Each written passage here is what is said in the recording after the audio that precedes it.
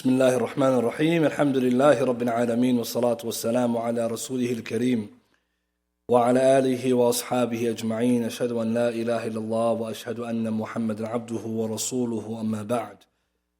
Continuing in our practical guide to seeking Islamic knowledge, I want to talk about today, inshallah ta'ala, some of the pitfalls of seeking knowledge.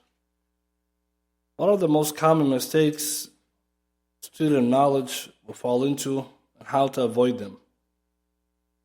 And this is a reality that many people who start the talab, the seeking of knowledge, they finish either far from their goal, some of them, or some of them they reach their goal, and some of them they didn't even get close.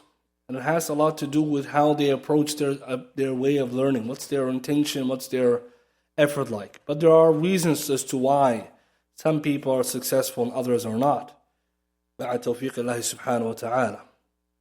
So it's important for the student knowledge to be aware of these pitfalls. The ulama, they spend time writing about them. So I encourage then a student to be mindful of that there are these pitfalls, and you should learn them beforehand, so you don't become a victim of them. And what we'll do now, we'll just summarize some of those pitfalls mentioned by Sheikh Abdul Qaadir al-Burjis, rahimahullah ta'ala, in his Awaqid al-Talab. Awaqid al-Talab is like obstacles to seeking knowledge.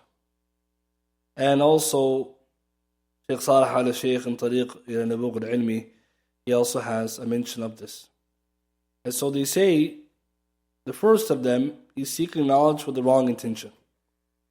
Seeking knowledge with the wrong intention. So if somebody is seeking knowledge to get famous or to gain some kind of monetary benefit, or let's just say he wants to gain status in society, etc. All of this will lead the person, number one, to get sin, and number two, the person won't even gain knowledge. And we already took the quote of Imam Fairuz Abadi about that. That the person who seeks knowledge for other than Allah, not only is he going to get sin, as we mentioned in the hadith, he doesn't even gain the knowledge. He doesn't even gain the knowledge. And so what's worse than that, the person who is not going to gain his knowledge because his intention is so lowly. And this is important, brothers and sisters, that we know that if somebody's intention is not for Allah's sake, they're not going to be able to obtain the ranks of the people of knowledge who are seeking it for His sake alone, subhanahu wa ta'ala.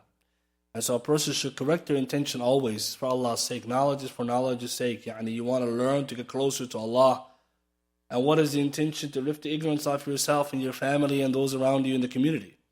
Not to, or for people to say that you're a sheikh or you have knowledge, because that doesn't mean anything.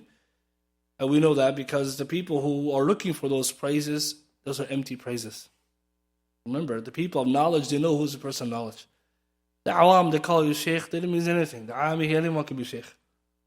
And you can only be a little bit more knowledgeable than you become a sheikh. So why would you matter if a lay person called you a doctor? You're going to be happy? Or he called you engineer and you're nothing. So when he calls you sheikh, it's because he's maskeen. He doesn't know anything. And this is the reality today, that people are looking for the praise of the awam, not the ulama. Social media, this is what's happening. People are looking for the followers of who? People who are lay people. The lay people, they're going to be everywhere. So we look for Allah's pleasure. And if someone is truly knowledgeable, Allah will raise them for dunya wal akhirah. And this is the key. And this is important. If this is what your intention really is, to gain closer to Allah. But if someone says, I want to gain a good standing for myself, the dunya and the akhirah, the best is ilm.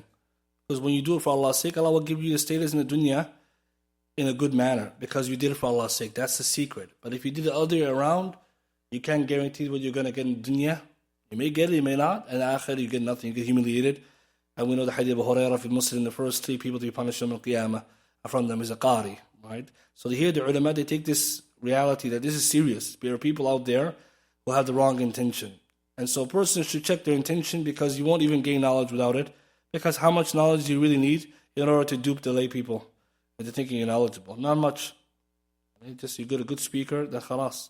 Because Imam Suyuti, he already said it, rahimahullah, the ulama in the side of the awam are those who rise or ascend the minbar. Anyone gives a khutbah as a alim عند عوام. خلاص, يعني all you need is enough to give a khutbah. You become a sheikh. How much you need then? Not much. So this is what's happening today. Someone just, this is your intention, you don't need much. You don't need to know knowledge, deep knowledge. Why? Because you give enough to khutbah, good lecture, people say mashallah, and then I can get what I want.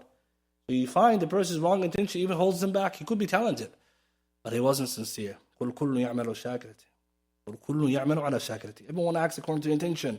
So if your intention is to gain true knowledge, not sufficient. The people say you're knowledgeable. What do the people of knowledge think about me? They consider me somebody in their company. But more important, what does Allah think about me?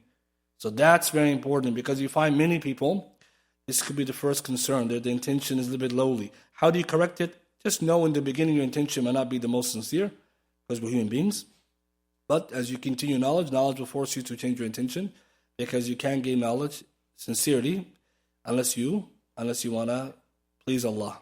So the men of Salaf, that's how they started, with the wrong intention, because they were young, and later the intention will be corrected, because knowledge will force you. You keep hearing these reminders, and you keep reminding yourself, and you realize that ultimately some subjects of knowledge are difficult. Only the people who are sincere can be able to achieve an understanding of them. The next one, the ulama they mentioned, is not seeking knowledge in a gradual manner. So from the pitfalls, the awa'iq, is that somebody is hasty. He's not going in gradual order, just jumping in, trying to take everything at once. So this kind of seeking of knowledge will lead to a failure, and people dropping out from the classes, because he's trying to go too fast.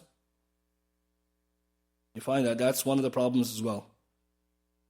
So you have to be in gradual progression, shay'un fa shay, little bit by little bit, every day, every night. And if you do this method by going at a pace which is gradual and in accordance to what your level you're at, you will gain strong knowledge. Because not about how much knowledge you have necessarily or what you covered, it's how well did you understand it, appreciate it, keep in your heart. So you want to become rasikhun fil ilm. Those are firmly grounded knowledge, and that requires that you build slowly and surely your knowledge, not try to get everything at once, because some subjects go in order. So imagine you try to study everything at one time. So you have to be patient, sabr. And for young people, that's the hard part, because if someone tells you how long you seek knowledge, there's no time frame. You can go fast, you can go slow. It depends on what you're looking to do, how much effort you can put in. But there's no guarantee you learn something quickly. So just be patient and go for the learning. Doesn't matter how long it takes. Because the ibrah, the consideration is, do you know it or not? No one asks you how long it takes. It's desirable to finish at a good time, pace. But if it takes you 20 years to learn something, does it matter? At the end, all they're going to call you is, he's a nahwi, mufassir, muhaddith. That's what the name you're going to get at the end. After 20 years, someone else 1 year. It doesn't matter. The names are the same. There's no one guy who's not going to have a different name when they write his biography. But the story usually comes with the time. So sabr. And that's one of our problems, because we live in the West. Everything is fast. 3 years, 4 years, khalas. You want to go fast. No, the ulama, they studied the whole life. But yes, if you're studying to get somewhere, the proper schedule, you can go faster. But stay patient. Because if you try to go too fast, you'll find yourself later burning out, quitting the classes because you think it's taking too long. Many of the people of innovation, this is their problem. They had no sabr for talab ilm. Imam al-Zuhri famously said, rahimahullah, فَمَنْ رَامَ الْعِلْمَ الْجُمْلَةِ فَاتَهُ جُمْلَةِ. Whosoever attempts to seek knowledge in one go, it will disappear in one go. So we have to remember that statement, because these are the ulama, they're advising the youngsters, take it easy, step by step. And this will also assure that there is no such thing as a person who is not benefiting. You're still benefiting. Maybe you would like to go faster so you can pick up the pace, but keep going. And this also would help the person to avoid the mistake of trying to take on a class that's too difficult for them. So classes, we said, are organized from beginning, intermediate to advanced. So you go where you are. You don't go where you would like to be. You say, okay, where am I? Am I a beginner? Okay, beginner class. No problem. But if someone says, no, I can't, it's embarrassing, I have to go, then you go to top class, they will leave you behind. You will be forced to drop out before the sheikh will kick you out, right? When you realize you don't know anything. You're going to have to leave, because it's going to go above your level. And that could be a fitna for you too. So it's also good to go at a gradual level. It's much better and more comfortable. The third one, being hasty in seeking the fruits of seeking knowledge. What are the thamarat of ilm? Ultimately is to know answers to questions, to benefit other people, to people give you some kind of status in the community, to lead them. These are the thamarat, the fruits of ilm. It comes naturally, but you're not intending to gain it. You have to be patient. And everybody's due turn will come. But you don't want to seek that quickly. It means I try to gain that, for example, position, leadership, before I'm ready. Because then I'm going to be deprived of knowledge and also that position. Number one, we know the person who's not qualified is not going to get the position. But at the same time, gaining power, position, and authority prevent you from seeking knowledge. Because you're busy now providing services for the community. You don't have time to do the talab the way you used to. How many ulama they talk about that, mashayikh, that when they used to be talab ilm, no one knows them. So alhamdulillah, free time, you can do a review of your matun, you walk the streets, no one knows you. Then when you become a shaykh, it's like you can't go nowhere. Someone stop you, bother you, call you, and say, I want to ask you something. And for much of the people who are not at the level of scholar or knowledgeable person, they're not ready for all that commitment because it's going to take away from your talab. And that's why most people who go too fast in that angle, he won't be able to, number one, sustain his position, but also he can't learn anymore. Imagine, if you become an imam before his due time, of the imam al-masjid before his right time, and you have seen the imam al-masjid sitting in the class, he's the imam, either he's teaching the class or he's not there. So this is what shaitan will come and say, you're imam, you can't sit in some other guy's class, even though you're supposed to be in the other person's class, because you know you're not an imam. But in according to your lay people, you're an imam. So you feel like, yeah, I can't go there, I'm an imam. I can skip that class. And you find this that prevents you from learning, asking questions. So that's why scholars are very cautious about seeking positions and before the due time. And this is very important because in today's society, there's no shortage of positions. If you're qualified to do something, then you do it. If something is too much for you, it's above your level, you wait. And the idea behind it is that ilm has thamara. Da'wah is the thamara of ilm, right? You want to give da'wah, but you give da'wah that you can. There's no condition to giving da'wah. Everyone can. But you don't want to do a big scale da'wah, and you know you're not that level yet. For example, if you become doing da'wah in your local community versus doing da'wah for the whole city, it's different. Da'wah in the whole world. Everyone's going to come to you. You have to be ready. So a person should choose these kinds of situations based on what they know, but also be careful that eventually, if you gain more knowledge, Allah will allow you to become a beneficial person to others. The fruits will come. Also from the fruits of knowledge is that ability to feel that you're qualified. You have knowledge, the feeling that you are competent. It will come. In the beginning, you don't know if you're learning anything. And that's possibly because you haven't really answered people's questions or helped anyone. But you are learning no matter what. So if you come to the class, you're learning something. So even if you feel like I don't know anything, if someone asks you a basic question, you can answer it, then you know something. So the idea is be patient, but you also don't want to be a person who he learns little, he thinks he knows a lot. As we'll see later, that's one of the dangers as well. Because when you know little, you don't belittle what you know, but also you want to learn more. Ask Allah for more. But also be careful of the hastiness. Right? This is the idea. This is a big problem in today's society because you can give yourself permission to do whatever you want. Just turn on the camera, turn on the computer, make your own page, and that's it. You become a marja' lin-nas. Everyone's going to ask you. And then ضلوا أضلوا. Misguide as you can. Today people think it's fine. I'm going to put everything mizan hasanat. There's also mizan sayyat. You speak without knowledge is dangerous. But imagine today, it's the people who are tempting us. And the people have to be careful. They will tell you whatever they want to tell you. So we have to tell ourselves the truth. Am I really able to do that? If the answer is no, let me ask the people who I benefited from. Maybe they'll give me a better advice. And this is important because in today's time, you find people who, they're not really aware that they're not that qualified in something, but they put themselves forward because they think that it's okay. Tasaddur, putting himself forward before his due time, will lead to harms that are long term. Like I said, not being able to continue learning, or sometimes even you'll come with strange issues, answers that no one before you have said, and then you're going to end up, right? You're going to have to leave by yourself because you're saying things without knowledge. The fourth one, not acting upon the knowledge one has. And that's a problem as well. Ilm is only there to be acted upon, and it's the biggest challenge. You learn to practice. Because we know, Rasulullah Shaykh al-Islam rahimahullah taught us, al-ilm al-amal. Right? It's ilm, knowledge and action. So the goal is to learn and to practice, put into practice. By putting into practice what you know, your knowledge goes up. Because you're affirming your knowledge and you're being sincere and truthful to what you learned. The hard part, though, is being truthful to the knowledge throughout your study. Because as the more you learn, the more you have to do. And of course, we're human beings. the more we learn. We might not be able to practice everything that we know, but we try our best. We ask Allah to make us those people who act upon our knowledge. But the Quran we know, you learn, or the Hadith, or anything you learn, gotta make sure you're practicing to your best of your ability. The Quran, hujjatun laka aw alayk. The Quran is the proof for you or against you. So try your best to be a person, you'll learn to act. And look to the Salaf Salih, how they stick to the Sunnah all the time, no matter if it's difficult or easy. When nobody knows, everyone knows. That's how they were. Like Imam Bukhari authentically he said, when I learned that backbiting was haram, I never backbited anyone in my life. And he imagine, he could say that with all his jarh wa ta'deer, he didn't backbite anyone, he said. That's why Bukhari was very careful with his wordings when tajreeh. If someone is problematic, fihi nadar, something, he's under investigation. That's that kind of language. For Bukhari, that means this guy's finished. This guy's khalas, masqult, no good.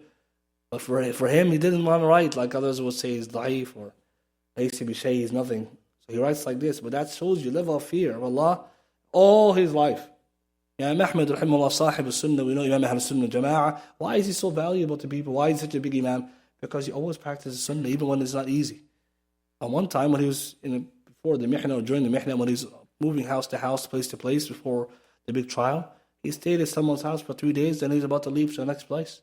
So why are you staying so short? Stay longer. He said, no, Rasulullah sallallahu alaihi wasallam stayed only only 3 days in the cave. If we don't practice sunnah when it's easy, but not when it's hard. Imagine 3 days. He used this is the ghar as proof. I'm not gonna just stay. So I did 3 days for 3 days, move on.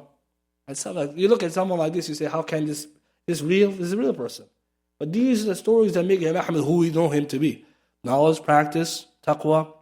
So when we look at the Salaf, they give us a reminder, try to be sincere as much as we can, because then when you practice your knowledge, Allah will allow you to memorize that knowledge, but also be able to benefit others, because the barakah is in the hand of Allah. Sometimes someone could be more knowledgeable, but somebody, due to their sincerity with Allah, Allah gives them the miftah, the key, to benefit other people. Not everyone who's knowledgeable is always given the tawfiq to do the kind of da'wah someone less qualified can do, because da'wah and ilm, they're connected, but sometimes Allah will give someone less knowledgeable mubarak. And that's what we can see in different lifestyles and time periods. For example, Shaykh Islam Muhammad Wahab, he lives at the time period, Imam Muhammad Amir al-San'ani. They live in the same time period. San'ani is older than Shaykh Islam. San'ani, most of us, we know him now. Right? He's a great Imam, author of Subul al-Salam. He's more knowledgeable than Shaykh Islam Abdul Wahab. But who has da'wah? Who is the one who's known as Imam da'wah? Shaykh Islam. ذلك فالله يؤتيه من يشاء. He's more knowledgeable than San'ani. We can tell. But if you see the barakah, it's in the hand that Allah gave it to Shaykh Islam Abdul Wahab. That's the fault of Allah. So the point is, if you act upon your knowledge, Allah will open for you something. That even though you know that you're not the most knowledgeable, you were sincere with knowledge. You did your best. You practiced what you learned, and you were sincere. Fifthly, becoming arrogant, another pitfall, and full of oneself on account of the knowledge they learned. And this is a problem that affects everybody, especially in the beginning stages. When you learn, you think you know. And when you think you know something, then you try to show it to others, or sometimes you belittle the people without realizing, or sometimes knowingly. So arrogance is a disease of the heart. So we have to avoid it, brothers and sisters. We have to avoid it. If you're more knowledgeable, you should increase in humility, khashya, and fear of Allah, khushu' khawf. This is what you're supposed to have. So humility is that someone who knows their level in front of Allah. Allah says about the people of knowledge, وَيَزِيدُهُمْ خُشُوعًا. The Quran increased them in khushu'. So the more you learn, the more you lower yourself, because you're not somebody special. Allah gave you this fadl, it's not you. At the same time, you know, the more you learn, how much you don't know. But the beginner who doesn't know much, he thinks he knows everything. That's because he doesn't even know what he doesn't know.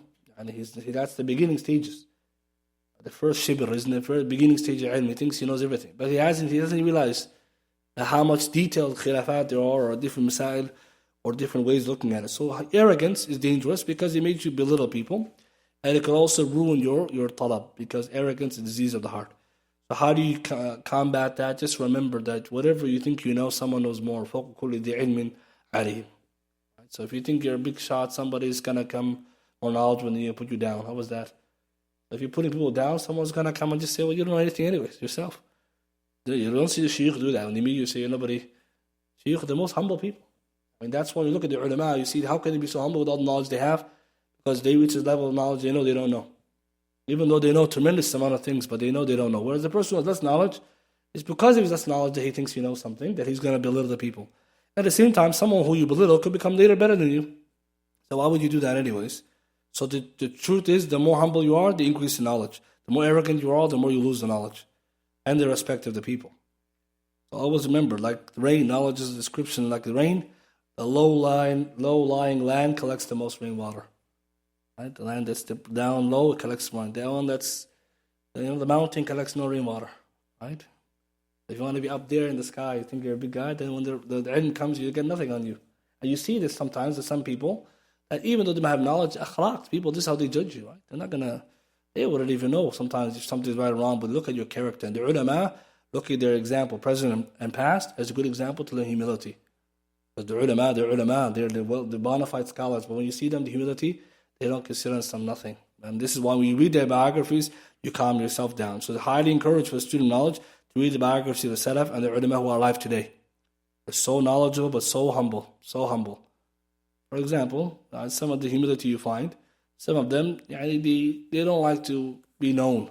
Some ulama were not very fond of being known, and they would be even some of them introverted, if you say. Like Alamat al-Sa'di, rahimahullah, his biography mentioned, he wasn't someone who put himself out there a lot. So with all his knowledge, he liked to be in a small corner with a small group of people. He liked to be in front of everybody. This is Sa'di, the Mufassir, is a big person. That's his nature, but also humility. I mean, you would think like Sa'di deserves the whole crowd to be sitting. But no, it's not like that. And some of the Salaf, because of the fear of becoming known, they would not sit in big gatherings. And the humility also comes to how they live. Shaykh al-Albani, rahimahullah, we all know his status. So his humility is that he didn't really care what people to come to him and praise him, calling him these big titles. And Shaykh Atim once he was in a dars, and then one of the Talab came to the masjid and said, Shaykh, the sink is leaking, Shaykh said, stop the dars and go and fix the sink, I didn't tell all that. It's the thing we're going to do. The thing is leaking. Imagine me and you were like, we can't tell the Shaykh to do that. Why? You think Shaykh can't fix the sink? Right? But also, why would you expect him not to? That's how he taught them. He didn't teach them, say, I'm the Shaykh, don't bother me. I'm teaching the class. What is he teaching them? To benefit them. But also like humility, the fact that they can do that, and he had no problem with helping them in that. These are the types of ulama that when we look at their life, we wonder, subhanAllah, that's the secret of knowledge, the humility. They were humble, Allah allowed them to increase in knowledge. But the person who's arrogant, right? Even the people will turn him down. They won't give him praise. And that's what some of the ulama, that was one of their problems. And it's true that the people of knowledge, like the awam, the people of dunya, every group has their afat, their afflictions. So the Ahlul Ilm, they have their afflictions, the common things that may bother them. One of them could be, if they don't catch themselves, is arrogance. Because you know something people they don't know. It's a human nature to feel a certain way. So you have to remove that and say that only Allah gave me that knowledge, it's not because of me. And not ascribing yourself to the knowledge as much as it's trying to hope that people benefit. So you have to test your intention behind that. It's very important. Number 6, busying in da'wah before becoming firm in knowledge. It's kind of like the third one. So giving da'wah before you have firm knowledge. That's another one because it's going to prevent you from actually doing more talab. Umar radiallahu ta'ala authentically said, تَفَقَّهُ قَبْلَ أَن تَسَوَّدُوا. Seek fiqh before you gain position. Tasweed here means become a sayyid. تَفَقَّهُ, seek fiqh قَبْلَ أَن تَسَوَّدُوا. Before you seek or gain position or power or leadership. Some ulama interpret this hadith to mean becoming an imam or leader. And some even said before you get married. Take that one, brothers. Very important, right? Because when you go, you're going to become the imam of your house. You're the mufti of the house. And everyone, all the fatwa are going to come back to you. And you can't say every time, La adri, I don't know. Everything you don't know, right? That can't be. And that's the problem because it's a fiqh you're supposed to know. So that's why it's encouraged to seek knowledge before you get to power positions. It could be becoming a family man, have not dependence, or imam in masjid, or the muezzin, or whatever. So that statement of Umar is a powerful statement. It's mentioned in Bukhari mu'allaqan, and it has a chain transmission which is authentic. Right? So this statement, Umar, scholars always say that be mindful of it. Leadership comes in hand with knowledge. So if you're young and knowledgeable, that's good. If you're old and knowledgeable, it's good, doesn't matter. But the position that you're trying to gain, or you're going to eventually take, get busy in learning before you have to take that position. But the person who starts da'wah too early, what's the problem? How can he learn? He's busy benefiting people. but he himself is not benefiting himself. So he has to put things in order. Number 7, lacking high ambitions and aspirations and knowledge.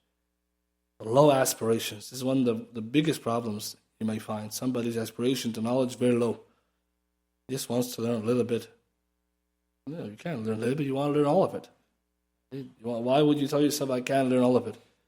So you tell yourself, I want to become a knowledgeable person. I want to become like Shaykh al-Islam ibn Taymiyyah, rahimahullah, or Imam Ahmad, or Imam Shafi'i, or whoever else in the Salaf. Yes, Allah's bounty is not limited. So we have to push ourselves to have high aspirations. That means when you're learning, you're not learning because it's class time. I'm learning for itqan, perfection. I'm going to master this thing. So my expectations in class, when I study something, it's become, mashallah, finished it. And then I can go back and teach people. The way you attach yourself to the knowledge and ambition, you're going to keep going for more. Some people's ambitions are low. They take a little bit and say, that's enough. Why? When it comes to money, you wouldn't do that. You wouldn't say, I got a couple of dollars today. You could have got a couple of million maybe. No one does that. For dunya, no one does it. For deen, it's okay. It's, so all this is extra. No. So why would you want to take more? Nabi Sallallahu Alaihi Wasallam encouraged what? Whoever takes it is taking a great portion, abundant portion. Take more. You're supposed to take more. So that means the classes, you want more. And also your aspiration is, I need to learn well, and I want to learn more. And you're pushing yourself, not lowering yourself. So how do you have high ambitions? Something innate. But also you look at the Salaf, pious predecessors and Imams. How did they study? How much were they learning? What were they learning? The books. What are the names of these books? What level are they? How can I learn? Is it hard? You want to be like them. Follow them. But some people, you see them, they're sufficient with low level, and that's not good, because knowledge is an ocean. It's an ocean with no shores. So you got to keep going deep in the ocean. So aspire yourself for more. Knowledge is a lot, brothers. So that's why we're looking now at ilm. This is wajib, but we want to go mustahab, we want to go to nawafil. Nafil. We want to go all the way down, no matter what it takes. And that's the kind of aspirations that you should have. And if you have this aspiration, then you're going to keep pushing yourself. You finish one, you start another. You finish one, you start another. You keep going. And the ulama are great examples. Their ambition keeps growing. Even though they have knowledge, they want more. Imam Ibn Jawzi, for example, he finished 10 qira'at, I think age 80. And imagine, he's already hafid, but he said, why? He said, my himma now is higher now, at the older age, than it is at the younger. And Ibn Aqil said the same thing, his teacher. The older he gets, the more ambitious he is. The nature of human beings, the older you get, the more desires of dunya you are. That's the hadith of Rasulullah. Qalbu shaykhun shab, the heart of the old man will always be young. Fitnatain, for two things. Al-mal, or hubbu dunya wal-amal. Long life, and love for dunya, and hope. That's the human nature. So the older you get, the more you want dunya. Them, the older they're getting, the more knowledge you're aspiring to get. They already have a lot. Brothers and sisters, that's how you should be. So when you have a high aspiration, you don't settle for less. The way you study is very different. Classes, you're not learning just to know. You want to learn to make perfection. Tahqiq al-ilm. That's what you want. You become from muhaqqiqun al-ilm, those people who have the final say on the matter. And those ulama are very few. But the idea is that when you study something, what you want to do, I want to study it, khalas. I finished that topic. I never have to go back to it again. That's qawl al-sahih. I looked into it deeply. I looked at all the views, every angle. Why? That gives you the pleasure to hopefully get it right. Because in the day, when you're learning knowledge, what are you learning? The ilm Allah revealed. It's the truth. So that's why you have to have high aspirations and always keep your ambitions high. Hang around people who want to do more, not people who are looking to do less. Number 8, turning towards the dunya and its beauty and its adornment. This is a very common one. Most people, this is what they fall into. The fitna of the dunya. And most people, this is the fitna they fall into. Tulab ilm, they get carried away with the dunya. And the idea behind it is that the dunya is always going to be appealing. And it's so easy for us to be deluded by it. And so, at the end of the day, if you know this, what do you have to tell yourself? That the dunya is never going to satisfy me. If I gain the dunya, great. If I don't have it, it doesn't matter. Right? Knowledge cannot be traded in for the dunya. But for some people, they use the knowledge to gain the dunya, and later on they regret. Because knowledge is much more valuable than dunya. They couldn't pay you enough for what you know and what you can gain. So some ahadith, they come and say that the people at the end of time will be tested, and nothing will be bigger of a test for them, or misguide them more than the dunya. And this is the reality we see in our own eyes, brothers and sisters, in today's time. Many people aspiring to dunya with the knowledge. Because when you have something to offer of knowledge, people are going to try to pay you. And the money itself can be obviously a fitna, it can ruin your intention, but also it can ruin your istiqama, your uprightness. Because what is the money going to do? It's going to buy you out towards haram or watering down your views. And people are going to give you a long check and say, come on, you can lecture with us. How much? What's your price? And you couldn't pay me anyways. What are you going to pay me with? And what's the benefit? You're going to misguide the people? That's how you should think. But the person of knowledge who knows that the dunya itself, if it comes his way, great. Because that's the outcome of having the right intention. Allah will bring the dunya to you anyways. But when you're seeking it for the dunya, you'll get the dunya. But what about the akhirah? The ulama warned about this heavily. And an excellent book, Hafiz ibn Rajab. Everyone should read it. Right? He explains the hadith Ka'b. Mad Iban Ja'i'an, the two hungry wolves are no more dangerous. Two hungry wolves unleashed on a flock of sheep are no more dangerous than a man's love for status and money are to his deen. This hadith Ka'b, he explains this hadith. It's in English, the hadith, I think it's called Craving Wealth and Status by Hafiz ibn Rajab. It's in English, excellent reads. Wajib for us today, because in our time, especially Tulab al-Ilm, it's necessary to read that book. The ulama have even explained it. It's called the evil of craving for wealth and status. In that book, he explains the hadith of Ka'b, but the way he explains it, and he shows you the dangers of this, and why so many people are inspired by the dunya, and the students of knowledge. He's talking about the ulama too. So many of us, we have to be careful. And he mentioned a nice statement in that book, that the person who seeks the akhirah, ilm for Allah's sake, Allah will give him the sharaf of dunya wal akhirah. That's a beautiful statement to prove the point that if you gain knowledge, you get the sharaf anyways. And imagine the whole room of people, everyone's salah time, they're not going to look for the richest guy to lead salah. You walk in, miskin guy, he has the most knowledgeable guy. That's it. You get sharaf. You run the line. You come late, they bring you all to the front. What else do you want? That's the people today, this is what they're looking for. You want to be in front of the people? Okay, when you die, you want to be remembered? Who remembers rich people? They're dead. The money, we can't get from them anymore. So most of us, we forgot the rich people. Because we only remember them now because we can get the money from them. When they're dead, we can't get it from them, so we forget them. But the person of knowledge, no one forgets him. وَرَفَعْنَا لَكَ ذِكْرَكَ, Allah says. We're going to make your remembrance of Muhammad sallallahu alaihi wasallam risen. Shaykh Islam ibn Taymiyyah says, whoever practices sunnah, his name will also be risen. His status will also be risen. Just like Rasulullah is. Allah, brothers, Ahlul Ilm, no one forgets them. Till today we say, Rahimahullah, you don't hear about this guy. You don't hear about the richest person at the time period, that Imam. So at the end, if you think logically, you want to be remembered, is that what you're looking for? Then go for knowledge. That's really what you're looking for. Although it's not what they should be aspiring for, but that's what we're looking for. All we're looking for, everyone points towards you. Look to Hajj season. Everyone's looking for the rich person. Right? The rich person looking for the Imam. I did something wrong with the Hajj. I need help. This is what it is. Business people, with all that money they have, who are they calling? In the late hours. They're not calling the other business guy. When they're panicking, something's haram, he calls the mufti. And the mufti hangs up on him because he starts sleeping. They don't know. What are you going to do? You do something wrong. You have to wait for him to wake up. Allah, brothers. Wallah, this is the reality. Nobody understands. The status that they were given, the opportunities in front of them, they don't need it. Because the dunya ultimately won't give you what Allah is going to give you in the akhirah and the dunya. So the idea then is that even for young people who seem to be looking for this, their knowledge not only will take care of your dunya, it will give you the main things you're looking for, which is to be being belonging or having belonging and being loved. Allah will put the love in the hearts of people for the person. And you notice that the person who does something good, everyone loves that person. People who never met you, when first time seeing you, because Allah put it into them.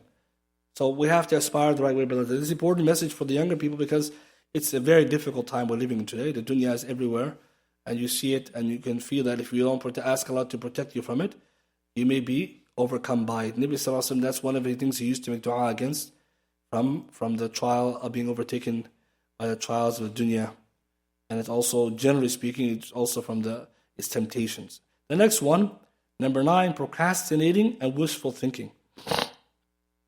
So somebody, instead of learning, he's just always planning, but he's not doing anything. You got to plant the seed for tomorrow, right? And you got to do the work today for tomorrow. So some people, you see them, he's always just procrastinating. Tomorrow's a new day. He's not doing anything really to learn. And that's also a blameworthy quality.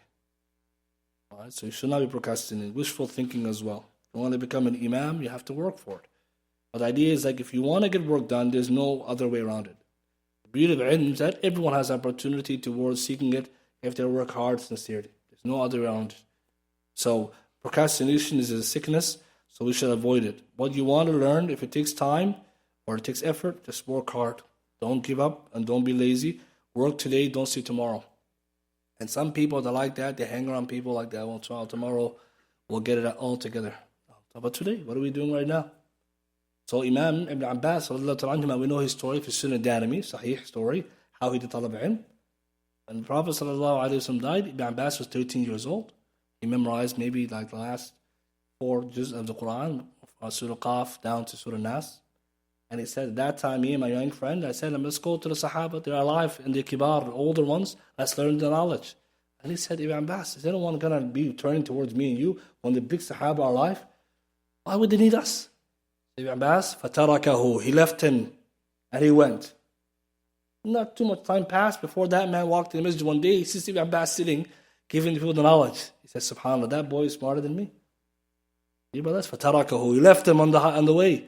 Because even though that person lives in the time of Sahaba, could be even Sahabi, he has this higher ambition, Ibn Abbas. When you aspire high, you can't hang on someone who's not going to do what you're going to be doing. But look how Ibn Abbas gained the knowledge very quickly because of high aspirations. And that's why it's important to hang around people like that who are going to push you to do more. We finish something, do something else. Not the people who are trying to tell you, oh, that's enough, okay, I think you know enough. No one can say that to us. We need to know more. And number 10, and we'll finish with this number, spending excessive time playing, hanging out, and visiting friends. Excessive time. So it doesn't mean there's no time to play. It doesn't mean there's no time for visitation. Sometimes it's necessary. And it's part of the good habit of the Muslim that he meets his fellow Muslims. But we're talking about excessive all the time. But Talib al-Ilm cannot be like the Awam. He doesn't have that much time. He doesn't. Talib al-Ilm is studying. So if you see Talib al-Ilm always, mashallah, every hour is free. That guy's not doing Talib al-Ilm. Too much free time. And you find that a problem. You can't call Talib al-Ilm and say, come on, let's go get some coffee. No, man, it's the wrong time. It's time for study. Maybe that day or that time. Have a schedule. So sometimes you have to come out, yes, especially in this area where we're living. You can't be in your home all day or can't be busy because shaitan everywhere and Ahlul Sunnah have to meet one another. Must. Some people, you find them today, they don't want to come to Dars. If we're not going to come to Dars, where are we going to meet? Which majal? This is the Rawd min Riyadh Jannah, where we're going to meet. And if we're not coming here, we're too busy from that, then we're not busy. We're mahroom. We're being deprived, brothers. That's an excuse. Nobody's too busy to learn the basics of the deen. And who wants more? Someone say, I'm too busy. You're deprived. That's it. Because you can be, if you're not going to come to any class, how can that be you're too busy? No, it's not. It's a lie. The idea is we have to prioritize. But Talib al-Ilm is busy. Ulama are even more busy. So what do? You make a schedule. Okay, these days I go out, these days I'm at home. Or I'm busy in my class. That's how you learn. So the class time, no one can interrupt you. Unless it's an emergency. So then you have times you come out. So for example, Jumu'ah is a great time. Or Saturdays, for example, Sunday. You pick the time you're free. And you come out, you visit your brothers. But you can't tell yourself, I'm going to be Talib al-Ilm and I'm always free. Ibn Qayyim talks about this, and we'll mention in a second, about excessive meeting with friends. It can take away from the ilm. So you make a schedule for yourself. Plan your schedule accordingly and make an appointment to visit your friends and family and whatever you want to do. You want to play some sports, no problem. Pick a day of the week. That's all good. But it can't be all the time. Because again, ilm is heavy. It also has a schedule. So for example, you have to memorize this, you have to study this. You can't be like, okay, I'm going to go play. No, the person who's asking to play, he's not going to do the hifd you're going to do after. He's not going to do the review you're going to have to do after. So it's important to be careful of that because it's a temptation as well that you might find yourself get busy in this stuff. After maybe you were not. In the beginning, everyone's aspires to learn. But later they realize that knowledge requires a lot of effort. The more you give, the more you get. But ultimately, you're going to have to give up everything. To get to the level that ulama did, the whole life is ilm. That's the secret, but sometimes we wonder, how did they do it? What everything they do is ilm. All day, pretty much. Beyond the ibadat and the other things they do personally, all his waking hours are knowledge. That's the reason why they're so knowledgeable. Because me and you have to say, okay, I need a basic schedule, but I also be careful of the people who are going to try to take away from my time because life is short and you might not have the zeal that you have now, you might not have it later. And so you have to be careful. Ibn Qayyim, he writes in Kitab al-Fawaid, page 78 to 80, this is the English translation.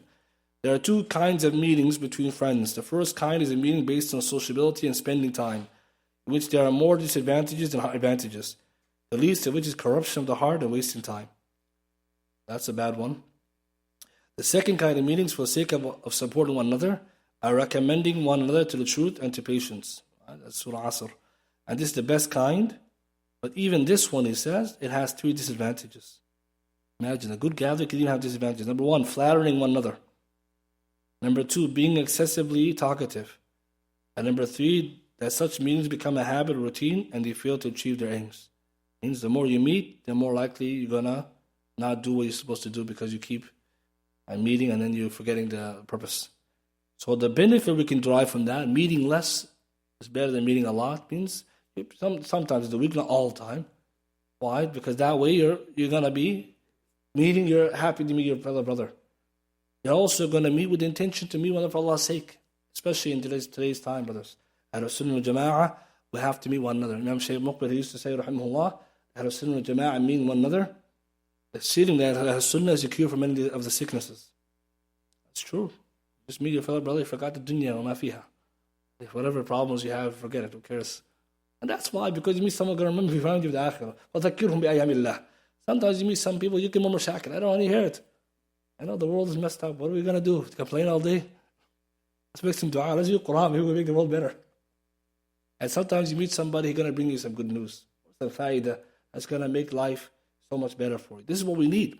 But sometimes you also see some people who don't meet at all. And that's not good either, because then shaitan ma'a wahid. If you're by yourself all the time, you could fall off the deen, you could fall off even your mental health. It could not be good because you're always by yourself. It's not healthy, especially in these places we're living where there's a lot of evil.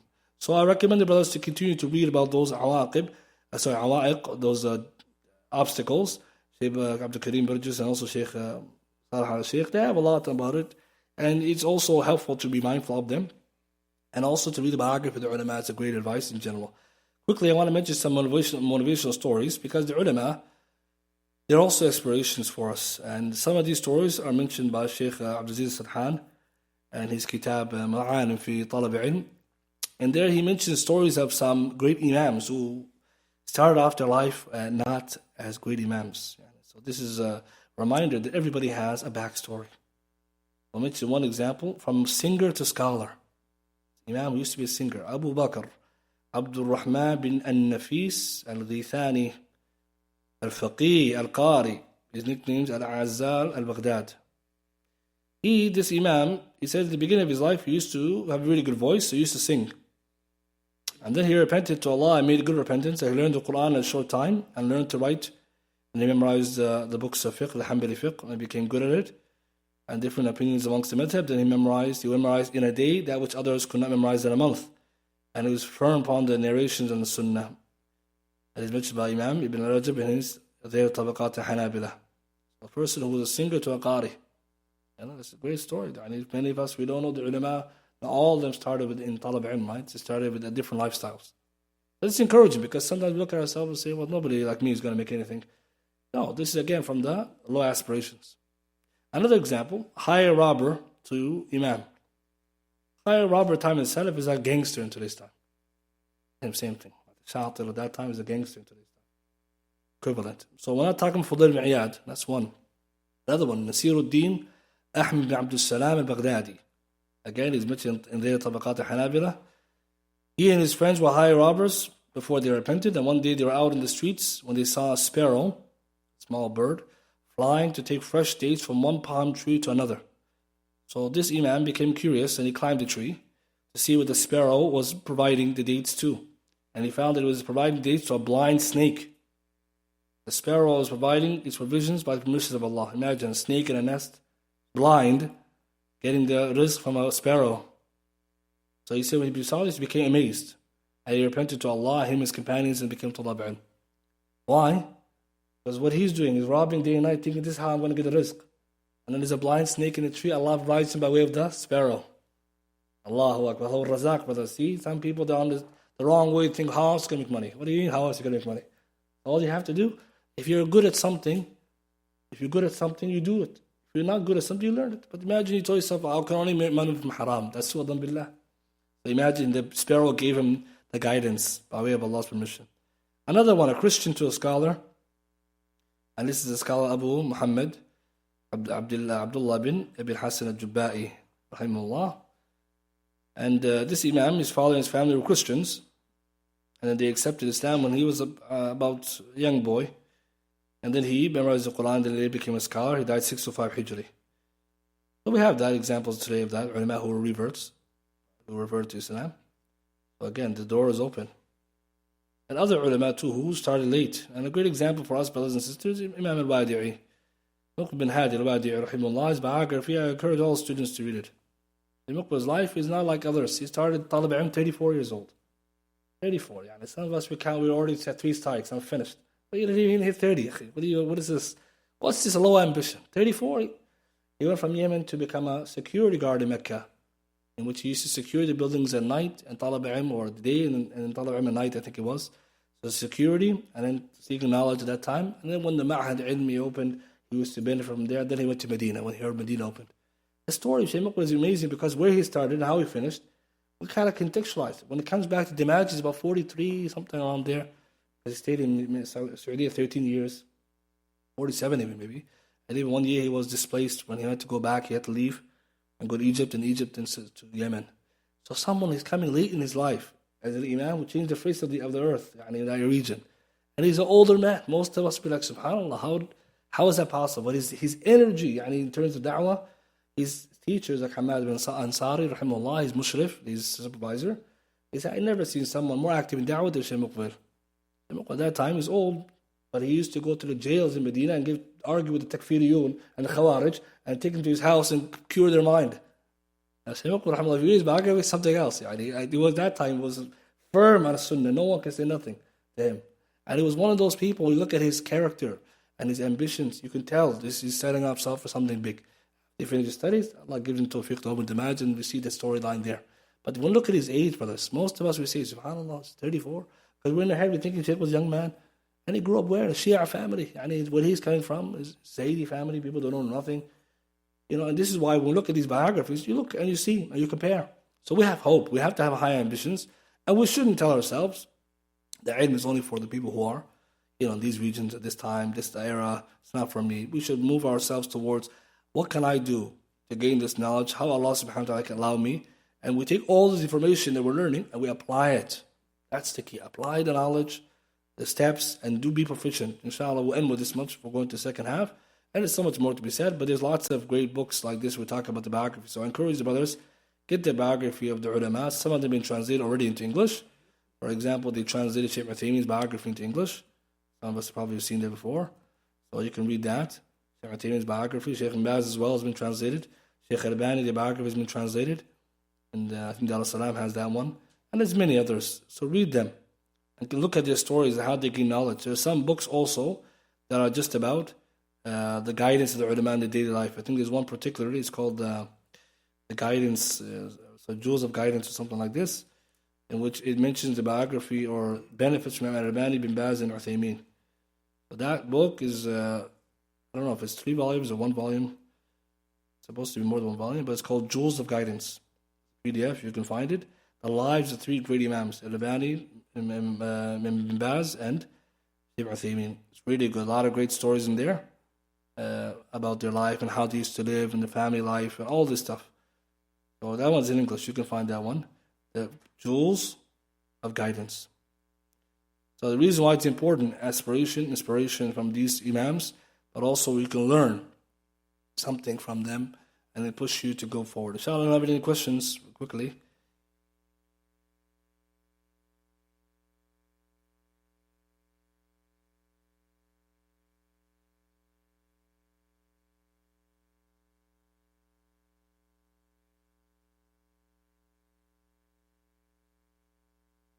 So the brother's asking, how can we balance seeking knowledge and not putting starting to teach too early when we live in areas where there's nothing going on, or people are misguiding people who have the wrong creed who are teaching.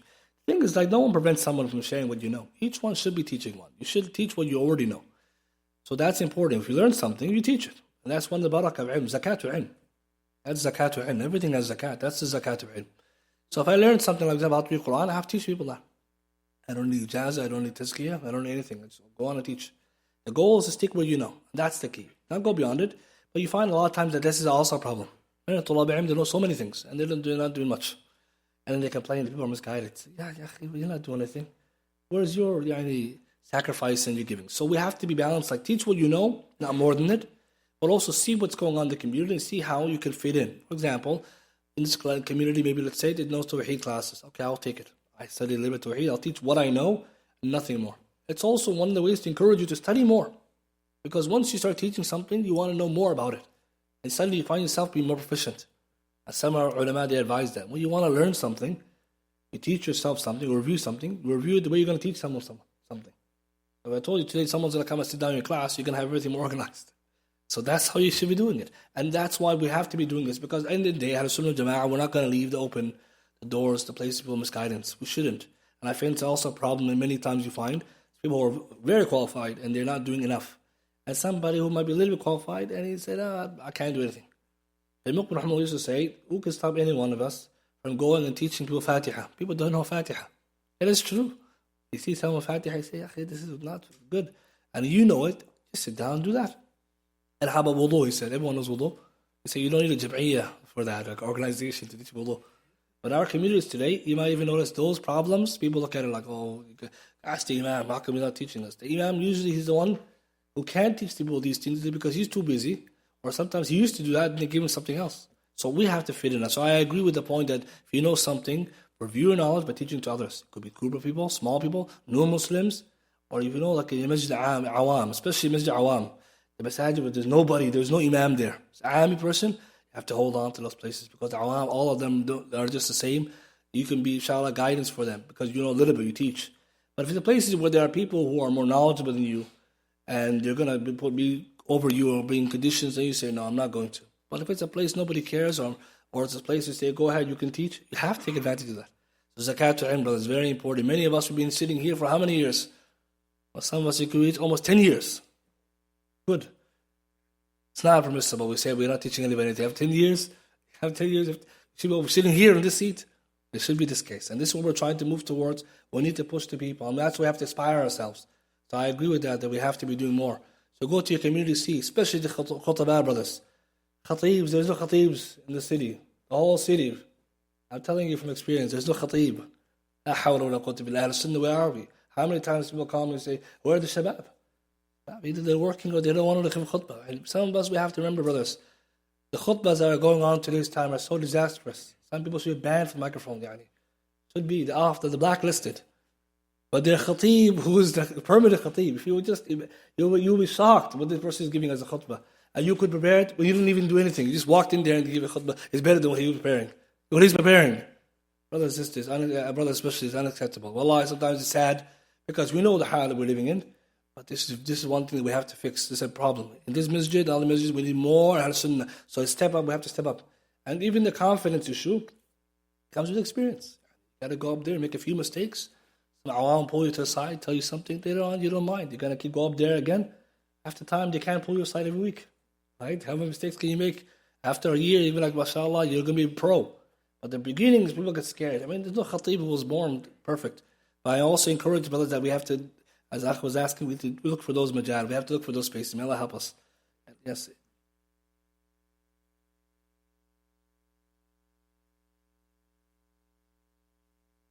And the second one was an amal. Amal is like high hopes. Think you're going to live to a long life. So you find this the reality. So ulama said that hadith is proof that the older you get, the more desirous of dunya you are. Isn't it true, brothers? Our fathers now are finding iPhone 15. He didn't have no phone when he grew up. He doesn't know how to use the phone. He has it, right? But he doesn't know. So how is it possible? So when you mention hadith, some old people laugh. They know. Because the last years are coming. He wants to get everything he's going before he passes. So the way to stop this is that the older you get, if this is reality, the older you get, also get more knowledge. It also befits that, right? The older you are, it comes with the wisdom. So that's another reminder that if we're getting older, it's not be feeling I'm at the same level I was when I was 20s. You notice that too, there can be. So that's encouragement to push yourself a little bit more. Inshallah, in the last question, otherwise we'll just go straight to it. طيب, سبحانك وبحمدك أشهد أن لا إله إلا أنت أستغفرك وأتوب إليك.